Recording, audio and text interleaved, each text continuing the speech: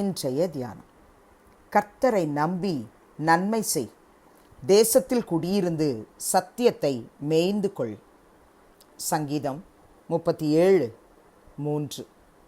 ஆண்டவரும் இரட்சகருமாகிய இயேசு கிறிஸ்துவின் நாமத்தினாலே இந்த காலை வேளையிலே இன்றைய தியான நிகழ்ச்சியின் வாயிலாக உங்கள் ஒவ்வொருவரையும் சந்திப்பதில் நான் கிறிஸ்துவுக்குள் மிக்க மகிழ்ச்சி அடைகிறேன். பிரியமானவர்களே, சங்கீதக்காரராகிய தாவீது கர்த்தரை நம்பி நன்மை செய்ய சொல்லுகிறார். ஒவ்வொரு கர்த்தருடைய பிள்ளைகளுடைய வாழ்க்கையிலும் நன்மை செய்யணுன்ற குணாதிசயத்தை கர்த்தர் கொடுக்கணும். எப்போ நம்ம நன்மை செய்ய முடியும் பிரியமானவர்களே? கர்த்தரை முழுமையாக நம்ம விசுவாசித்து நம்பிக்கையாக அவரை மட்டும் தெய்வமாக வச்சுருந்தோன்னா அவர் நம்மளை நேர்வழியாக நடத்துவார். ஜனங்களுக்கு, தேசத்தில் சிறுமைப்படுகிறவர்களுக்கு, தேவைப்படுவோருக்கு, ஒடுக்கப்படுவோருக்கு, சிறுமைப்படுவோருக்கு, எளிமையானவர்களுக்கு, திக்கற்றவர்களுக்கு, அனாதைகளுக்கு, ஊழியர்களுக்கு, ஊழியங்களுக்கு, மிஷினரிகளுக்கு என்று கொடுக்கத்தக்கதாய் நன்மை செய்யக்கூடியவர்களாய் நம்மை மாற்றுவார். நம்ம கர்த்தரை நம்பி நன்மை செய்யணுமா? தேசத்தில் குடியிருந்து சத்தியத்தை மேய்ந்து கொள்ளணுமா? நம்ம தேசத்தில் நம்ம ஆண்டவருடைய சத்திய வசனங்களை ஒவ்வொரு சூழ்நிலையிலும் கர்த்தர் நமக்கு கொடுக்கும் பொழுது சரியான சத்தியத்தை நம்ம மேய்ந்து கொள்ள வேண்டும். 4ஆம் சங்கீதம் 5ஆம் வசனத்திலே தாவீது எழுதுகிறார், நீதியின் பலிகளை செலுத்தி கர்த்தர் மேல் நம்பிக்கையாய் இருங்கள். எப்படி நம்பிக்கையாய் இருக்கணும்? நீதியின் பலிகளை செலுத்தி.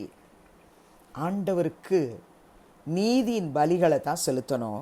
செலுத்தி கர்த்தர் மேலே நம்பிக்கையாக இருக்கணும். 26ஆம் சங்கீதத்திலும் தாவீது 1ஆம் வசனத்தில் எழுதும் பொழுது, கர்த்தாவே என்னை நியாயம் விசாரியும், நான் என் உத்தமத்திலே நடக்கிறேன், நான் கர்த்தரை நம்பி இருக்கிறேன், ஆகையால் நான் தள்ளாடுவதில்லை என்று எழுதுகிறார்.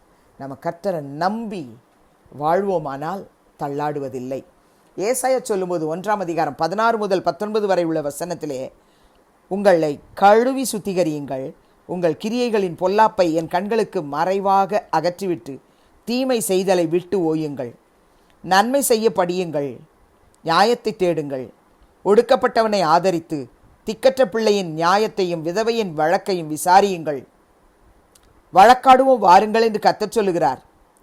உங்கள் பாவங்கள் சிவேரென்று இருந்தாலும் உறைந்த மழையைப் போல் வெண்மையாகும், அவைகள் இரத்தாம்பர சிவப்பாய் இருந்தாலும் பஞ்சை போலாகும் என்று கூறிவிட்டு நீங்கள் மனம் பொருந்தி செவி கொடுத்தால் தேசத்தின் நன்மையை புசிப்பீர்கள் என்று எழுதி முடிக்கிறார்.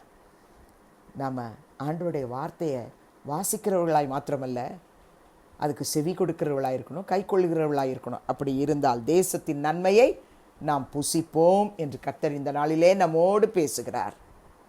எரேமியா சொல்லும்போது 17ஆம் அதிகாரம் 7-8 ஆகிய வசனத்திலே, கர்த்தர் மேல் நம்பிக்கை வைத்து கர்த்தரை தன் நம்பிக்கையாக கொண்டிருக்கிற மனுஷன் பாக்கியவான்.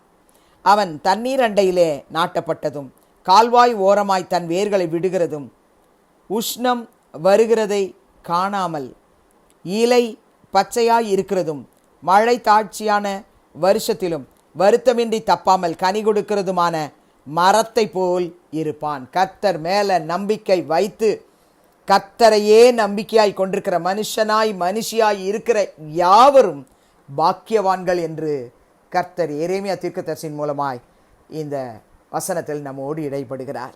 நம்ம வாழ்க்கை தண்ணீரண்டையிலே நாட்டப்பட்ட வாழ்க்கையாக இருக்கும், கால்வாய் ஓரமாய் தன் வேர்களை விடுகிற வாழ்க்கையாக இருக்கும், உஷ்ணம் வருகிறத காணாமல் இலை பச்சையாய் இருக்கிறதும் மழை தாழ்ச்சியான வருஷத்திலும் வருத்தமின்றி தப்பாமல் கனி கொடுக்கிறதுமான மரத்தை போல நம்முடைய வாழ்க்கை இருக்கும் என்று கர்த்தர் சொல்லுகிறார்.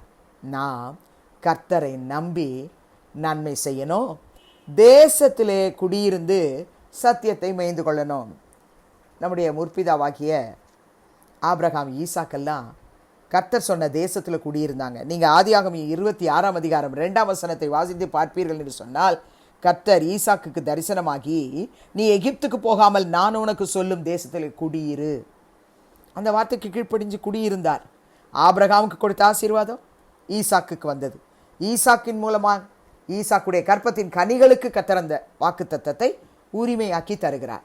ஆமென். அன்பு சகோதர சகோதரிகளே, கர்த்தர் நம்மளை எந்த தேசத்தில் இரு அப்படின்னு சொல்கிறாரோ அந்த தேசத்தில் அவர் மேலே நம்பிக்கை வைத்து குடியிருப்போம் என்று சொன்னால் தேசத்திலே நம்ம நன்மையை புசிப்போம். பிரியமானவர்களே, 33ஆம் சங்கீதம் 19ஆம் வசனத்திலே சங்கீதக்காரன் எழுதுகிறார், பஞ்சத்தில் அவர்களை உயிரோடை காக்கவும் கர்த்தருடைய கண் அவர்கள் மேல் நோக்கமாயிருக்கிறது. பஞ்ச காலமாயிருக்கலாம், ஆனால் அவரை நம்பி நன்மை செய்கிறோம் இல்லையா, நம்முடைய சந்ததியை உயிரோடு காக்கும்படிக்கு கர்த்தருடைய கண்கள் நம்ம மேலே மட்டும்தான் நோக்கமாயிருக்கிறது. 34ஆம் சங்கீதம் 9-10 ஆகிய வசனத்தில் தாவீது எழுதுகிறார், கர்த்தருடைய பரிசுத்தவான்களே அவருக்கு பயந்திருங்கள், அவருக்கு பயந்தவர்களுக்கு குறைவில்லை. சிங்க குட்டிகள் தாழ்ச்சி அடைந்து பட்டினியாயிருக்கும், கர்த்தரை தேடுகிறவர்களுக்கோ ஒரு நன்மையும் குறைவுபடாது, ஒரு நன்மையும் குறைவுபடாது. நன்றி சொல்லி ஜெபிக்கலாமா? பரிசுத்தமுள்ள நல்ல பிதாவே, இயேசுவின் நாமத்தில் உம்முடைய சமூகத்துக்கு நாங்கள் வருகிறோம்.